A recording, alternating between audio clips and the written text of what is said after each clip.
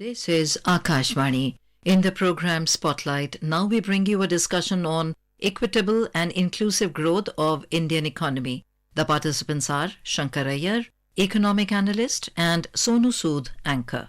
The State Bank of India has released an economic research report debunking K-shaped recovery, revealing a substantial decrease in individual income inequality in India between the financial years 2014 to 2022.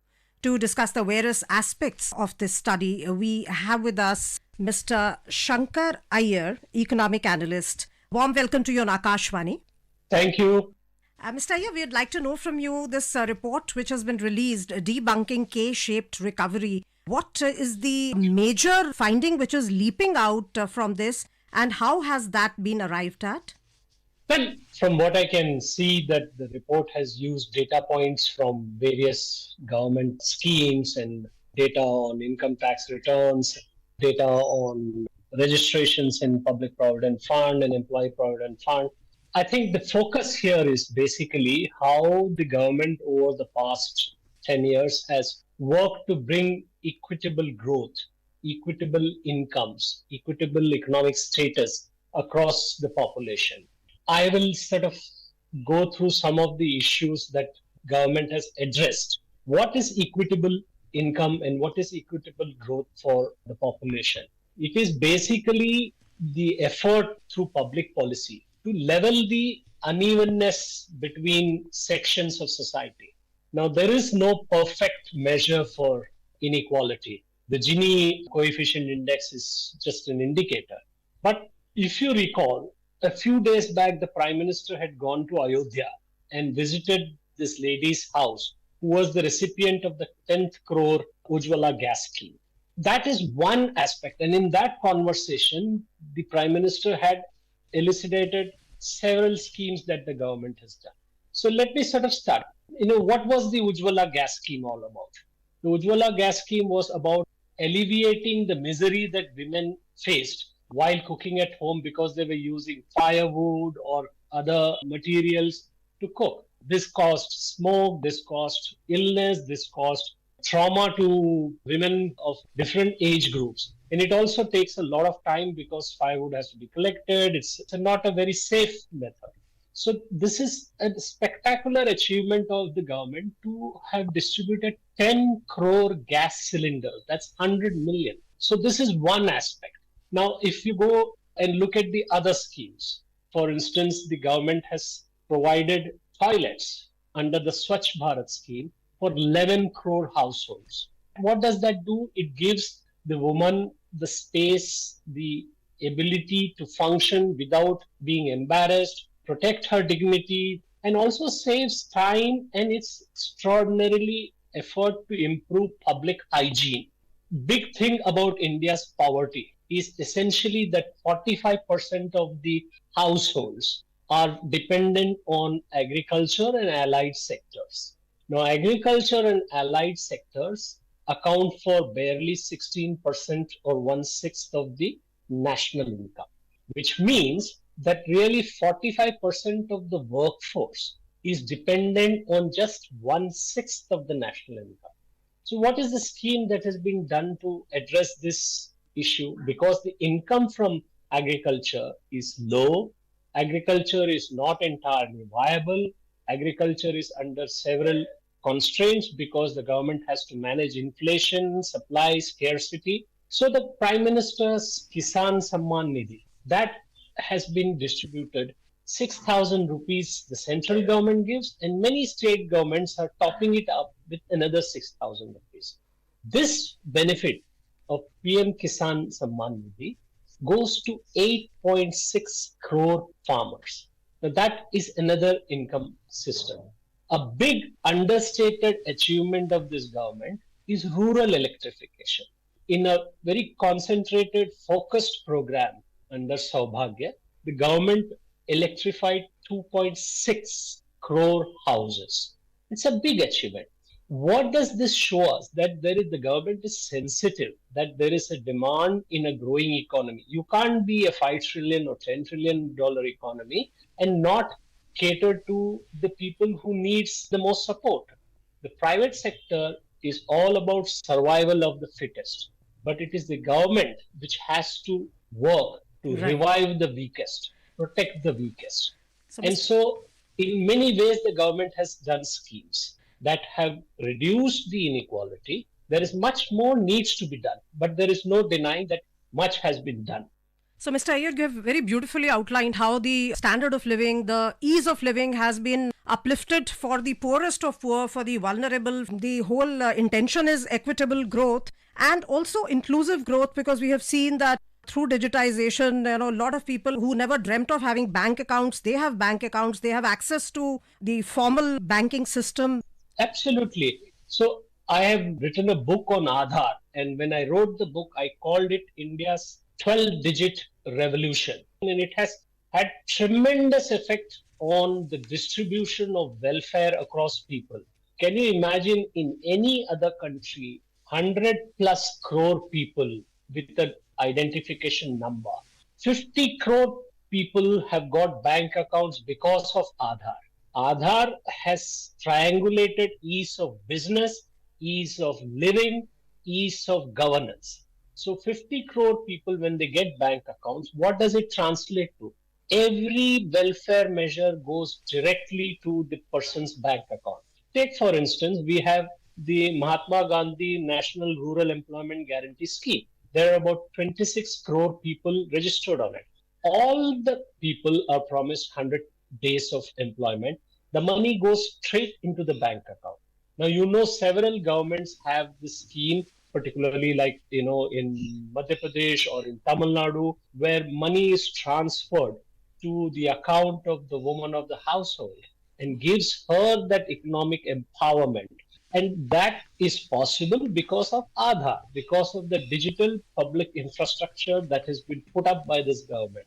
Absolutely. So, in fact, this is how, the government is being able to successfully administer their various financing schemes which provide reasonable, affordable finance without collateral, like the Mudra scheme or the Swanidhi scheme.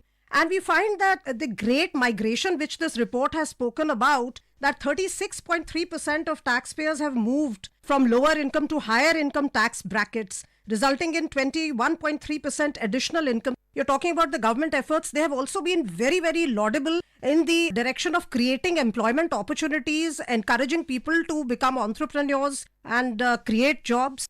There are many programs, like, for instance, the Prime Minister himself uses the e-procurement program of the government. I know for a fact he mentioned that his flasks that he uses is bought out of that e-procurement movement. Now, how does that work? Anybody can come and offer whatever they want to sell on the e-procurement system, and the payment goes directly. All the people, roughly 3 crore people, have been given houses under the PM Awas Yojana. All the money, the entire 2.5 lakh rupees, goes directly to the account holder. There is no middle person.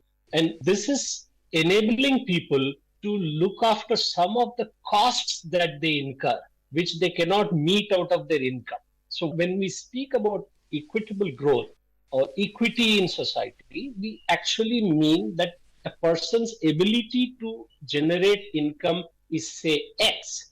And if government provides an X plus 10 or 20, then the person's life improves. If whatever money they saved in not having to spend on a house or on a toilet or on a gas cylinder or on an electric connection, they are able to spend that money to educate their children, make their life better. These are the issues that are being addressed. Now, coming to the income tax filing thing, it is still a long distance for India. I mean, we need much more employment, much more salaried employment in the economy. We have a large number of people who are casual laborers. And so these things takes time. So now the government has invested roughly 10 lakh crores, for instance, last year on infrastructure. Now this infrastructure will enable people access to markets for farmers, to reach the mandis, for people to go out, look for jobs, for students to go to school. These are all methods of enabling people. And in some ways, I think this is still a story that is being scripted. Picture abhi baki hai. Absolutely. But we are moving in the right direction. One aspect of this report that 19.5% of small firms have transitioned into larger firms through MSME value chain integration. So you feel that is also a very, very significant development where, the corporate world is also getting the right ecosystem to grow. And we find that there are many schemes of the government, whether it is PLI schemes or the schemes directed at MSMEs. So MSMEs actually benefited a great deal. I mean, it's a great measure just before COVID and after COVID. The Reserve Bank of India created a provision by which they supported for the ups and downs in the business cycles during the pandemic, and it has continued thereafter. This scheme has actually been partly suggested by the Chief Economic Advisor, Anant Nageshwaran. And that scheme allows MSMEs to expand, to find credit. I still think that MSMEs need to get better access to credit, and that is happening. So the new India Stack digital public infrastructure will actually enable people to use information of their transactions on their mobiles and the bank phones to create a credit record. So the account aggregator scheme that is being put up will actually liberate all these people from the original issues that they face to get credit for loans and stuff. And even farmers can use that and get access to credit and to pay for the inputs. MSMEs can also leverage their credit records to get loans from banks. GST payments, for instance, are all online, so that credit record is available. Now, once you have this account aggregator scheme going further, expanding, you will find much more consolidation in the business sector. And as a consequence of that, they will employ many more people. And that actually creates the foundation for people with incomes, with salaried jobs, or whether they are self-employed. And then the number of SSCs goes up. As a matter of fact, the fact that GST collections are at 1,80,000, 1,70,000 crores is a reflection of the improved economic prospects at the second and third levels of the economy. Absolutely, sir. And another indicator, the weighted mean income, where contribution of each income group, when it increases, it contributes towards total income growth. That has risen from 3.1 lakh rupees to 11.6 lakh during financial year 2014 to financial year 2021. And it is expected to reach around 13 lakhs in FY22. You feel that also is a very solid indicator that our society is becoming more equitable, more inclusive? But I don't need to lean on this data. You can torture data to tell you a story. But the point is that India's economy, from 7th or 8th largest in the world, and now it is the 5th largest economy. It is $3.8 trillion. So as the economy grows, there will be income generation. There will be a movement migration from lower to middle income. As a matter of fact, I think a couple of days back, Delhi's per capita income figures came. They were around 4 lakh. Telangana, a state which most people said was poor, arid, drought-ridden, is the number one state in paddy procurement. Per capita income last year, the highest was Telangana. So there is a definite shift in the income levels.